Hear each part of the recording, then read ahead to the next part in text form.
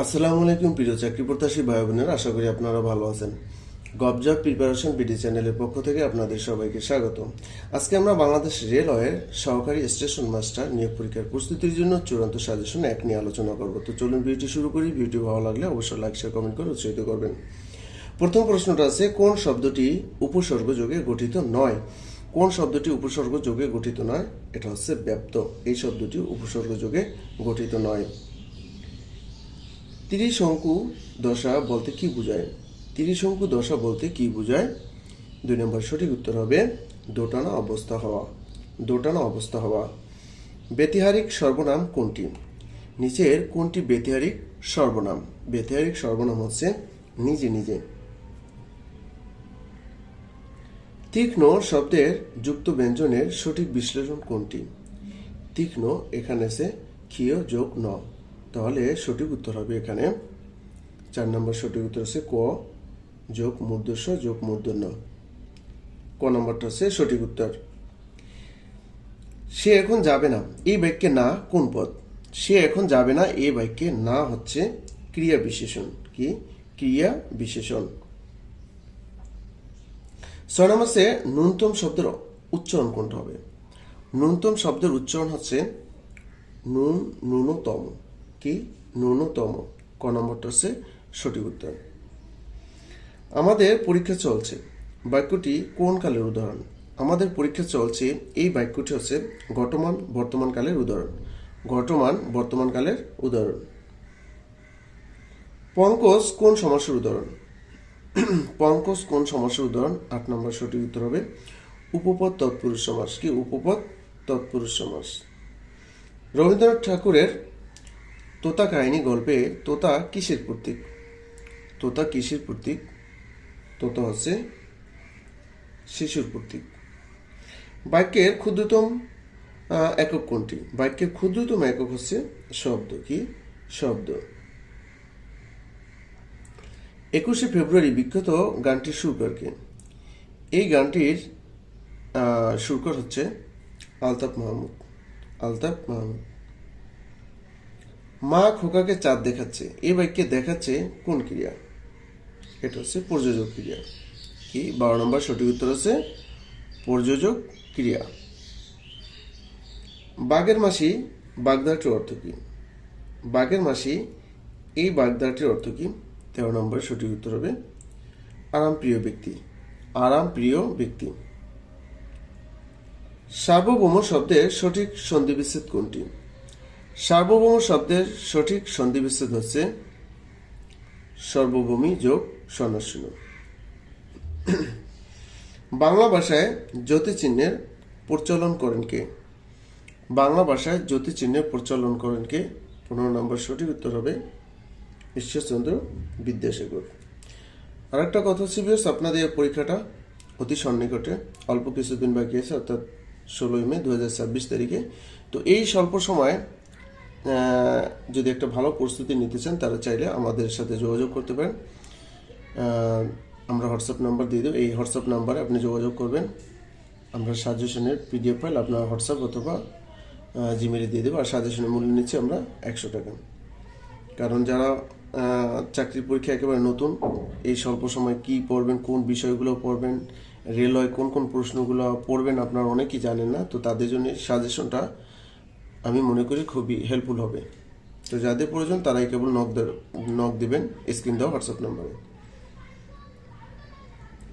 আচ্ছা, ইংরেজি অংশটা দেখুন। You better go now, the missing word in the sentences. Better দেখলে হ্যাড বেটার দেবেন। কি? Had better. ঠিক আছে, তাহলে সঠিক উত্তর হবে হ্যাড বেটার। 17 নম্বর আছে this book dash to my uncle. This book belongs to my uncle. The opposite word of friendliness. Friendliness এর বিপরীত শব্দ কি হবে? ফ্রেন্ডলিনেস শব্দের অর্থ হচ্ছে বন্ধু ভাবাপন্নতা, তাহলে কি হবে? এনমিটি। এর বিপরীত শব্দ হবে enmity. Who is the author, sorry এখানে দা হবে, who is the author of a farewell to arms. এটা লেখক হচ্ছেন আর্নেস্ট হেমিংওয়ে। 19 নম্বরের সঠিক উত্তর হবে বি নাম্বারটা। অ্যাট্রোসিটি এর অর্থ কি? অ্যাট্রোসিটি শব্দের অর্থ হচ্ছে নির্মমতা বা নৃশংসতা। নৃশংসতা, সরি টাইপিং মিস্টেক, নৃশংসতা। তাহলে এটা কি হবে? তা ভায়োলেন্স হবে। কি হবে? 20 নম্বর সঠিক উত্তর হচ্ছে সি নাম্বারটা। Dhaka is becoming one of the busiest cities in Asia. Most busiest হয় না, দুইটা সুপারলেটিভ ডিগ্রি একসাথে হয় না। দ্য ট্রেন ফ্রম রংপুর, তাহলে কি হবে? The train has already arrived from Rangpur, present perfect টেন্সের স্ট্রাকচার হবে। আমি তাকে পড়তে শুনলাম। আমি তাকে পড়তে শুনলাম, এটার সঠিক ইংরেজি অনুবাদ হবে আই হেয়ার হিম রিডিং। আমি তাকে পড়তে শুনলাম। We need to buy some new furniture. হ্যাঁ, এখানে we need to buy some furniture, আপনি ফার্নিচার এগুলো একটা হবে না, কারণ ফার্নিচার হচ্ছে আনকাউন্টেবল নাউন, সেই জন্য কি হবে? We need to buy new furniture. B নাম্বারটা সঠিক উত্তর। Man has no escape from death. কি হবে? ফ্রম ডেথ এর অর্থ হচ্ছে মৃত্যুর হাত থেকে মানুষের পালানোর কোনো পথ নেই। It is I who am to blame. এখানে বিভার্বের পরিবর্তে কি হবে? অ্যাম হবে। আই এর পরে কি হয়? অ্যাম হয়। It is I who am to blame. হ্যাঁ, ব্লেম এটার সঠিক উত্তর দাঁড়ায় যে দোষটা আমারই। আমরা বলি না যে দোষটা আমারই বা আমি দোষী। ঠিক আছে। 27 নম্বর আছে আই হ্যাড ব্র্যাকেট আছে কি have my meal before you came. এখানে একটা স্ট্রাকচার আছে বিফোরের পূর্বে। এই যে ধরেন বিফোর, এই স্ট্রাকচারটা মনে রাখবেন। বিফোর এর পরে হবে পাস্ট ইনডিফিনিট, পাস্ট ইনডিফিনিট, আর বিফোরের পূর্বে হবে past perfect, past perfect tense. ঠিক আছে। আর একটা রুলস এরকম আসে পরীক্ষাতে, সেটা হচ্ছে আফটার। আফটারের পরে উল্টাটা, আফটারের পরে হচ্ছে পাস্ট পারফেক্ট টেন্স, আর আফটারের পূর্বে হচ্ছে পাস্ট ইনডিফিনিট। তাহলে এটা অবশ্যই পাস্ট পারফেক্ট হবে। তাহলে হ্যাড, তারপর এই হ্যাভের ভার্বের তৃতীয় রূপ হচ্ছে হ্যাড, সেই জন্য হবে কি I had had my meal before you came. তুমি আসার পূর্বেই আমি আমার খাবার খেয়েছিলাম। ঠিক আছে। আচ্ছা, তারপরে the noun form of the word hate. কি হবে? নাউন ফর্ম হচ্ছে হেট্রেড। বি নাম্বারটা সঠিক উত্তর। He could not have, can not have, could not have the letter write. এখানে রাইট ফর্ম ভার্ব হবে কি could not have, can not have ইত্যাদির পরে ভার্বের প্রেজেন্ট ফর্মের সাথে আইএনজি যোগ হয়, সেক্ষেত্রে হবে কি writing. He couldn't have writing the letter. এর অর্থ হচ্ছে কি সে চিঠি লেখা থেকে নিজেকে বিরত রাখতে পারে না, পারেনি, যেহেতু কুড নট আছে অতীতে, পারেনি। আচ্ছা, তারপর 30 নম্বর আছে দে আর ডিপ্রাইভড দেয়ার রাইটস। তারা তাদের অধিকার থেকে বঞ্চিত হয়েছিল। এখন ডিপ্রাইভের পরে প্রিপোজিশন অফ বসে। ডিপ্রাইভ অফ এর অর্থ হচ্ছে বঞ্চিত হওয়া, কোনো কিছু থেকে বঞ্চিত হওয়া। ওকে, 31 নম্বর আছে রূপপুর পারমাণবিক বিদ্যুৎ কেন্দ্রে জ্বালানি, যেটা জ্বালানি হিসাবে তো আপনারা জানেন এখানে ইউরেনিয়াম ব্যবহার করা হয়, ইউরেনিয়াম। তো এই লোডিং করা হয় কবে? 31 নম্বর সঠিক উত্তর হবে খ নম্বরটা। কি হবে? খ নম্বরটা হবে 28 এপ্রিল 2026। রূপপুর পারমাণবিক বিদ্যুৎ কেন্দ্র কোথায় অবস্থিত? এটা হচ্ছে রূপপুর, পাবনাতে অবস্থিত। এখান থেকে কিন্তু প্রশ্ন থাকবে যে কোনো পরীক্ষাতে। রূপপুর পারমাণবিক বিদ্যুৎ কেন্দ্র কোন নদীর তীরে অবস্থিত? এটা হচ্ছে কোন নদীর তীরে অবস্থিত? পদ্মা নদীর তীরে অবস্থিত। রূপপুর পারমাণবিক বিদ্যুৎ কেন্দ্র পদ্মা নদীর তীরে অবস্থিত। ফ্যামিলি কার্ড পাওয়া প্রথম নারীর নাম কি? পারভিন বেগম। কি? পারভিন বেগম। আচ্ছা, ওপেক ত্যাগকারী সর্বশেষ দেশ কোনটি? ওপেক, ওপেক প্লাস ত্যাগকারী সর্বশেষ দেশ হচ্ছে সংযুক্ত আরব আমিরাত। ওপেকের বর্তমান সদস্য রাষ্ট্র কয়টি? ওপেকের বর্তমান সদস্য রাষ্ট্র হচ্ছে 11টি। কয়টা? 11টা। পূর্বে ছিল 12টা, তো এখন কয়টা? 11টা। সংযুক্ত আরব আমিরাত চলে যাওয়ার পর 11টি। বাংলাদেশের কোন বিভাগের সাথে রেল সংযোগ নেই? রেল সংযোগ নেই, বরিশাল বিভাগের সাথে কোনো রেল সংযোগ নেই। যেহেতু আপনি রেলওয়ে পরীক্ষা দিচ্ছেন, আপনার কিন্তু রেলওয়ে সম্পর্কিত প্রশ্ন থাকবে। তো যারা আমাদের সাজেশনে কিন্তু রেলওয়ে সম্পর্কিত বেশ কিছু প্রশ্ন থাকবে সাজানো গুছানো, যাদের সাজেশন প্রয়োজন তারা অবশ্যই এই নাম্বারে 01611357788 এই নাম্বারে হোয়াটসঅ্যাপে নক দিবেন। সাজেশনের মূল্য নেব আমরা, সাজেশনের মূল্য আমরা 100 টাকা নেব, ঠিক আছে? 100 টাকা, ওকে। আচ্ছা, বাংলাদেশে প্রথম কবে রেলপথ চালু হয়? বাংলাদেশে রেলপথ চালু হয় কবে? খুবই ইম্পর্টেন্ট প্রশ্ন কিন্তু। তাহলে 38 নম্বর সঠিক উত্তর হবে 1862 সালে। বাংলাদেশে নির্মিত প্রথম মিটার গেজ রেলপথ কোনটি? প্রথম মিটার গেজ রেলপথ কোনটি? 39 নম্বরের সঠিক উত্তর হচ্ছে ঢাকা নারায়ণগঞ্জ। বাংলাদেশে কোথায় রেলওয়ে রজ্জুপথ আছে? বাংলাদেশের কোথায় রেলওয়ে রজ্জুপথ আছে? রেলওয়ে রজ্জুপথ আছে সিলেটে। বাংলাদেশে বর্তমানে দীর্ঘতম রেলওয়ে সেতু কোনটি? এটা হচ্ছে রেলওয়ে সড়ক সেতু। রেলওয়ে সড়ক সেতু যদি বলে তখন হবে পদ্মা বহুমুখী সেতু। কখন বাংলাদেশে আন্তনগর ট্রেন সার্ভিস চালু হয়? আন্তনগর ট্রেন সার্ভিস চালু হয় কবে? 1985 সালে আন্তনগর ট্রেন সার্ভিস চালু হয়। আচ্ছা, কোনটি আউটপুট ডিভাইস? এখানে আউটপুট ডিভাইস কোনটি? আউটপুট ডিভাইস আছে মনিটর। কম্পিউটারের মূল মেমোরি তৈরি হয় কি দিয়ে? সিলিকন দিয়ে তৈরি হয় মূল মেমোরি। কোনটি কম্পিউটারের স্থায়ী মেমোরি? রোম হচ্ছে কম্পিউটারের স্থায়ী মেমোরি, যেখানে বিদ্যুৎ চলে গেলেও কিন্তু তথ্যগুলো সংরক্ষিত থাকে। আচ্ছা, নিচের কোনটি ইনপুট ও আউটপুট দুটিরই কাজ করতে পারে? ইনপুট ডিভাইস এবং আউটপুট ডিভাইস হিসেবে দুটোই কাজ করে নিচের কোনটি? এটা হচ্ছে ক্যামেরা। কম্পিউটারের প্রজন্ম কয়টি? কম্পিউটারে এ পর্যন্ত প্রজন্ম আছে কয়টা? 5টি প্রজন্ম।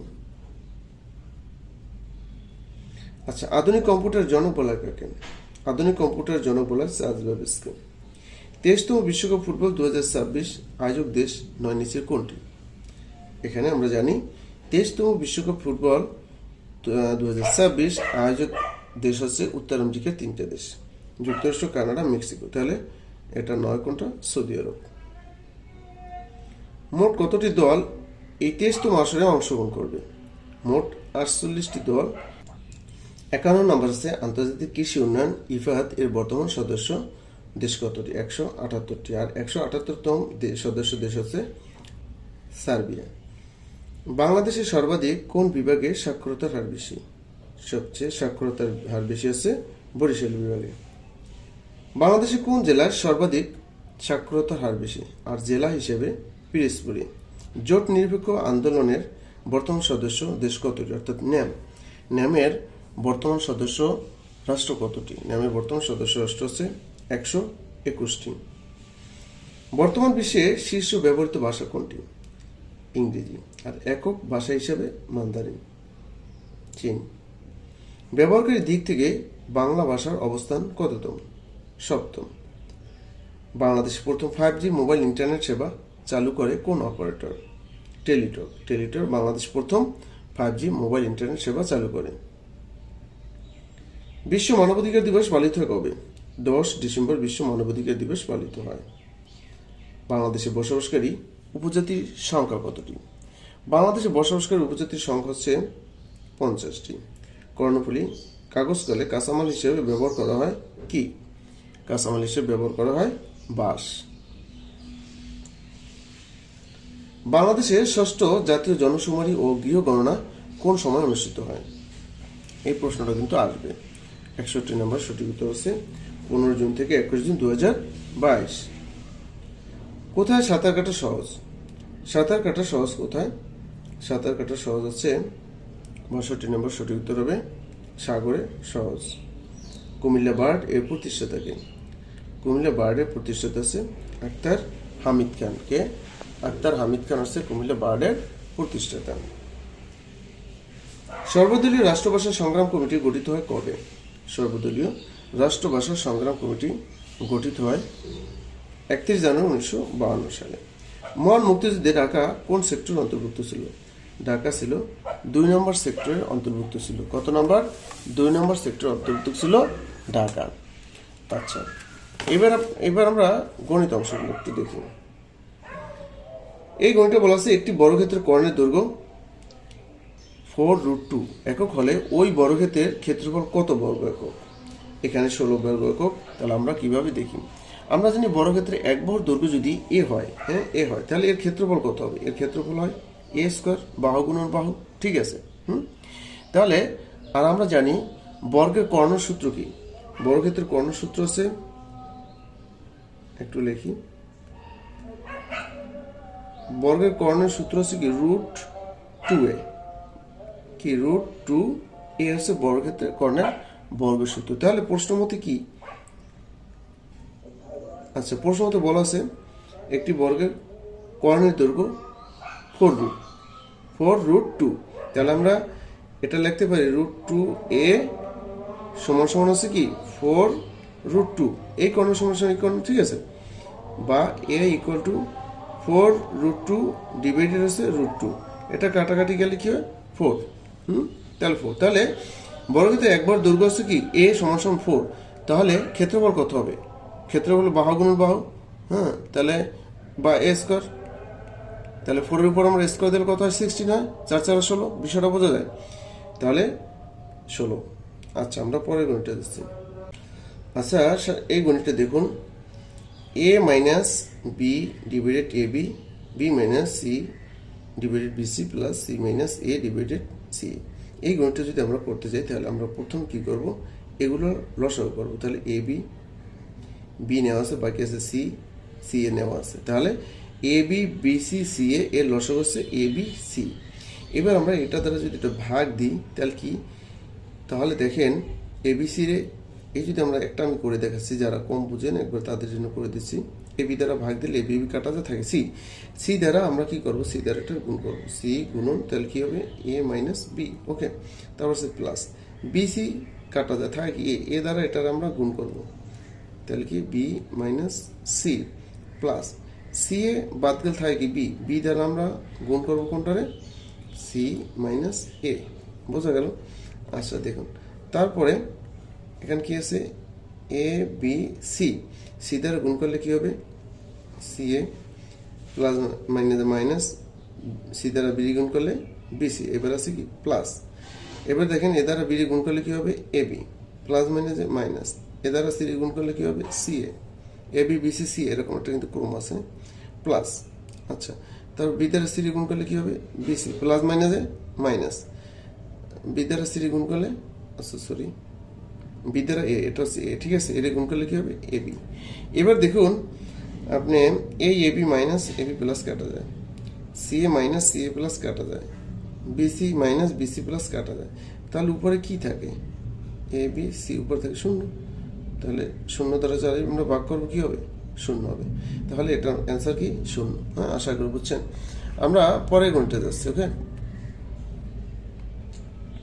পরে গণিতটা বলা আছে 125 সংখ্যাকে কত দিয়ে গুণ করলে সংখ্যাটি পূর্ণবর্গ সংখ্যা হবে। এই গণিতগুলো কিন্তু সহজ, আপনি যদি চর্চা না করেন তাহলে আপনি কিন্তু হলে বিষয় পারবেন না, মাথা বেলাবে। তাহলে দেখেন আমরা 125 আগে একটু ভাঙাই। এটা যদি আমরা ভাঙাই 5 5 25, 5 5 100, বা আপনি এরভাবে যদি 5 দ্বারা দেন তাহলে 5 25 কত হয়? 125। আবার 5 দ্বারা দেন, 5 5 কত হয়? 25। তাহলে আমরা কি পেলাম?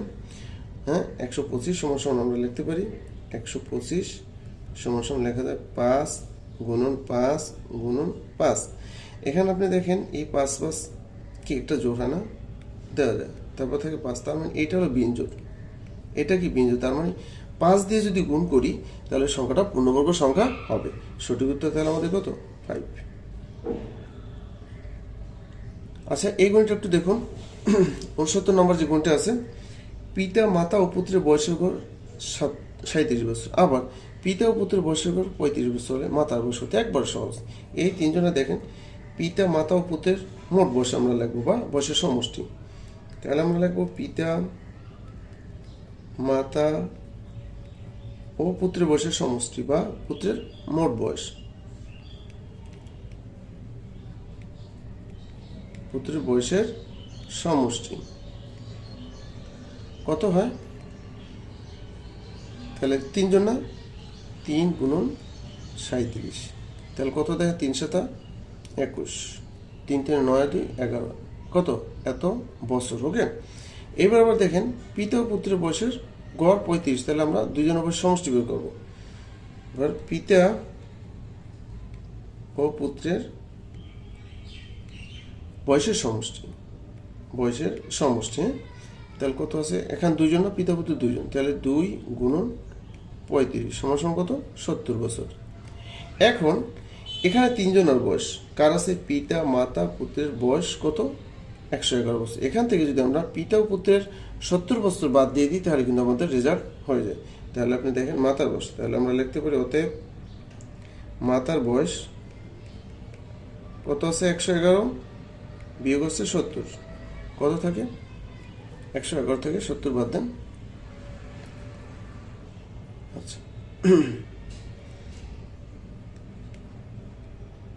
1 7 আছে 11 কত? 4, 41 বছর। কত বছর? 41 বছর। সঠিক উত্তর হচ্ছে আমাদের 41 বছর। আমরা পরবর্তী গণিতে যাচ্ছি। এখানে বলা আছে এই ধরনের গণিত কিন্তু আসে, চালের জায়গায় ডাল দেওয়া থাকতে পারে, চালের জায়গায় চিনি দেওয়া থাকতে পারে, যে কোনো আপনার পণ্যের নাম থাকতে পারে। তো আপনি নিয়মটা জানলে হলো। দেখেন বলা আছে চালের দাম বা তৈল দেওয়া থাকতে পারে, তেলের দাম কত? তেলের দাম বেড়ে গেল, কমে গেল। আচ্ছা, চালের দাম 25% বেড়ে যাওয়ায় এক ব্যক্তি চালের ব্যবহার এমনভাবে কমালেন যেন তার বাৎসরিক ব্যয় অপরিবর্তিত থাকে। তিনি চালের ব্যবহার শতকরা কত ভাগ কমালেন? হ্যাঁ, এখানে আপনি দেখেন 25% বৃদ্ধিতে, 25% আমরা লিখব কি? 25% বৃদ্ধিতে, 25% বৃদ্ধিতে বর্তমান দাম কত হয়? 100 যোগ 25 তাহলে কত হয়? 125, আমি ডাইরেক্ট রাখলাম, ঠিক আছে, 125 টাকা। তাহলে আমরা যদি আগের অবস্থায় ফিরে যেতে চাই তাহলে এই যে 25 টাকা বেড়ে 125 টাকা, তাহলে 125 টাকা আমরা কি ব্যবহার কমাবো? কত টাকা? 25 টাকা কিন্তু আমাদের কমাইতে হবে, তাই না?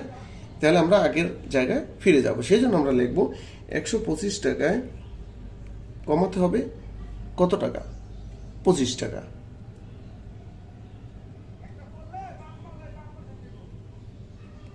$125 টাকায় কমাতে হবে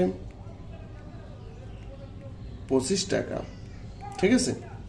অতএব 1 টাকায় কত কমাতে হবে সেটা আমরা একটু লিখি। 1 টাকায় কমাতে হবে, তাহলে 25 ভাগ কত? 125 টাকা। ওকে, এইবারে শতকরা সাইজে, সেই জন্য আমরা দেবো অতএব 100 টাকায়। 100 টাকায় কমাতে হবে কত? 125 গুণন এই 100 হচ্ছে এই এত টাকা। এবার আপনি কাটেন, দেখেন এখানে কত বোঝায়? 5 বার না, 5 25 125, 5 দ্বারা যদি আমরা এটা কাটি 5 কুড়ি 100, তার মানে কি 20%, কি 20%। হ্যাঁ, কত কমাতে হবে? 20% ব্যবহার, চালের ব্যবহার কমাতে হবে। 20% চালের ব্যবহার কমালে খরচ কি থাকবে? চাল ব্যবহার বাৎসরিক খরচ অপরিবর্তিত থাকবে, তাহলে 20%। আশা করি বুঝছেন। তো ভিউয়ার্স, আজকে ভিডিওটি এ পর্যন্ত। তো যাদের স্পেশাল সাজেশনটা প্রয়োজন তারা অবশ্যই স্ক্রিনে হোয়াটসঅ্যাপ নাম্বার যোগাযোগ করবেন। স্ক্রিনে হোয়াটসঅ্যাপ নাম্বারটা হচ্ছে 016-016-1135-7788, ঠিক আছে। এই নাম্বারে হোয়াটসঅ্যাপে নক দেবেন। আমরা সাজেশন মূল্য নিচ্ছি 100 টাকা, যারা নেবেন তারা কেবল নক দেবেন। আর আপনি যদি এখনও আমাদের এই চ্যানেলটা সাবস্ক্রাইব না করে থাকেন অবশ্যই চ্যানেলটি সাবস্ক্রাইব করে বেল আইকনটি অন করে রাখবেন, কারণ আমরা আমাদের এই চ্যানেলে নিয়মিত এই পরীক্ষাটা অনুষ্ঠিত হওয়ার আগ পর্যন্ত সাজেশন দেওয়ার আমরা চেষ্টা করব, ঠিক আছে, এবং গণিত সমাধান সহ আমরা দেব। তো এখনই চ্যানেলটি সাবস্ক্রাইব করুন যদি না করে থাকেন। ভালো থাকবেন। আসসালামু আলাইকুম।